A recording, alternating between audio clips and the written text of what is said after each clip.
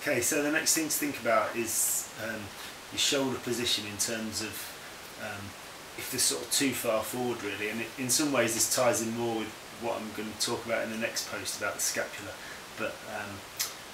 it's a good thing to get started with. So the thing to do is to lie on the floor, and really it's sort of thinking about whether or not your shoulders are kind of protracted forwards like that, or it might be that just one of them is, so you might find that one side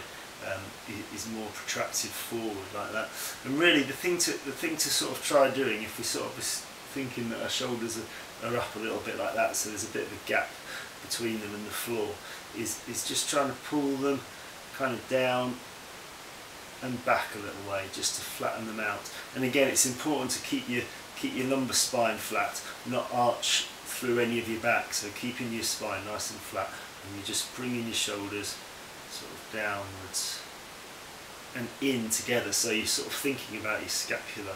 coming in towards each other in this sort of way really. So what you don't want to be doing is pulling your shoulders back and arching your back, but just drawing them sort of down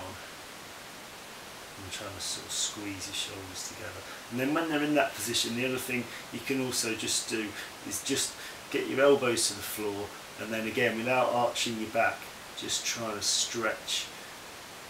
and bring the flat of your hands to the floor. And if you can lie with your back flat, with your shoulders down, with your elbows and the backs of your hands on the floor, it shows you've got a good sort of length over the front part of your shoulder, and you'll feel that as a stretch. It's a really good stretch to do.